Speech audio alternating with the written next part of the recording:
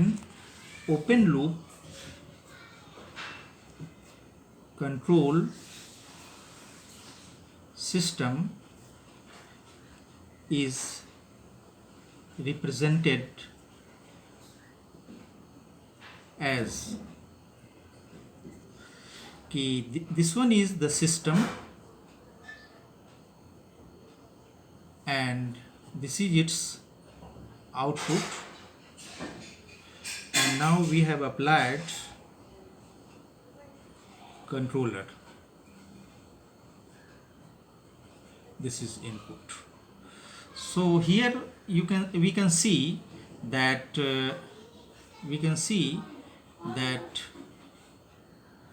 action of controller is no way dependent on output. So this one is open loop control action, and such systems are called open loop control system. Then we come to the closed loop control system. Or going back, we could talk about the physical example of this one. Okay, suppose we do have a load, okay, and the speed is to be speed, or you can see angular position is to be controlled. Then what we are going to do, we are going to attach this load with some field controlled DC motor. Field controlled DC motor.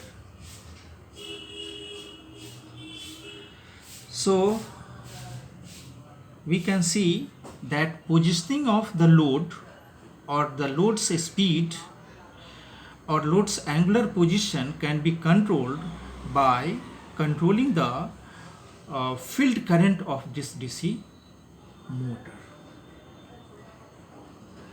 So talking about its advantages of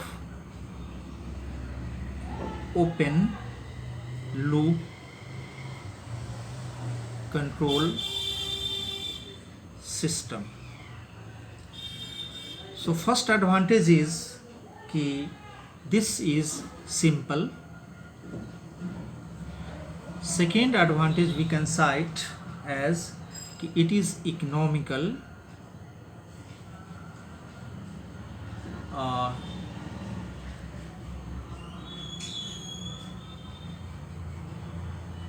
Third one is yes, less maintenance is required because the number of components are less.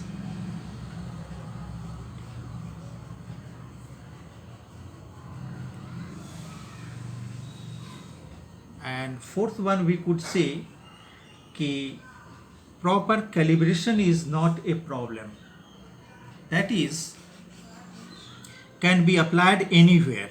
For example, if we want to apply control action to control the temperature of a furnace, then that can be applied only with open loop control system, applied in all cases generally.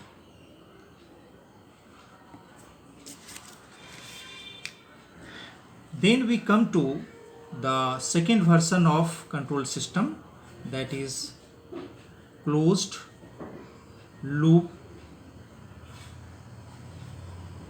control system. And we all know that it can be represented as कि this one is the system. Suppose this one is the system and this is output. Now the output, and this one is some controller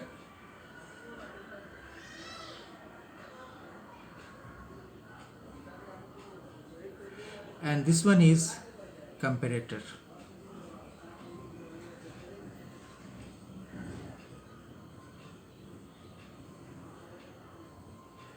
So just see here the difference between open loop control system and the closed loop control system. Here input was, in previous case, input was directly being applied to controller. Now here the input is not being directly applied to the controller. Rather than output is being compared with input, and the difference between input and output is being applied to the controller to take control action. This signal is called error signal.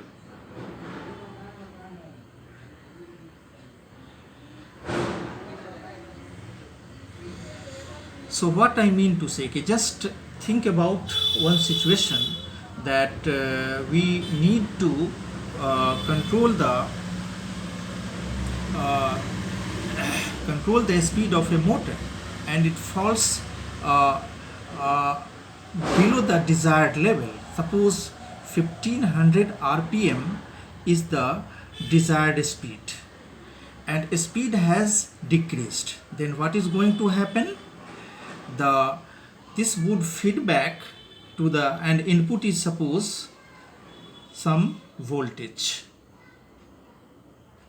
and we are going to apply a transducer which would be translating this speed into voltage. So what we mean to say, if speed is 1500 rpm, then this transducer would be translating this speed to a particular level, and then this difference would be applying onto the controller and system. So the speed would be staying at 1500 rpm. But suppose speed goes below 1500 rpm, for example 1400 rpm, then what is going to happen? The feedback signal, this feedback signal would be of lower level, and the difference would be of higher level. What I mean to say is, suppose input is being represented by R and feedback signal is being represented by F, then error signal E would be always R minus F. We can see that for reduced speed, that is 1400 rpm, R minus F has increased, so that the speed would be again going back to 1500 rpm. Now let's talk the things in reverse way. Suppose speed has gone above 1500 rpm, then what is going to happen? This feedback signal would be increasing, because now transducer would be generating the feedback signal corresponding to speed greater than 1500 rpm, for example 1600 rpm. Then what is going to happen? That this difference R minus F, which is E, is going to decrease, and this will bring back the speed to 1500 rpm. Okay, so this is closed loop control action, and its merits are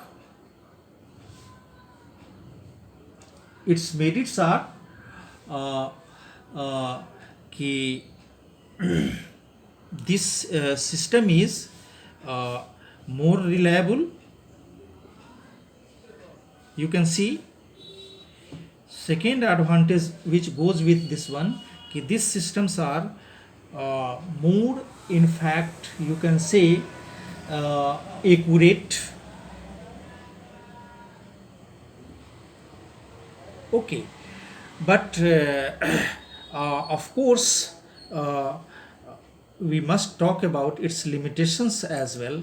That is, it in fact would be becoming complex and also costly.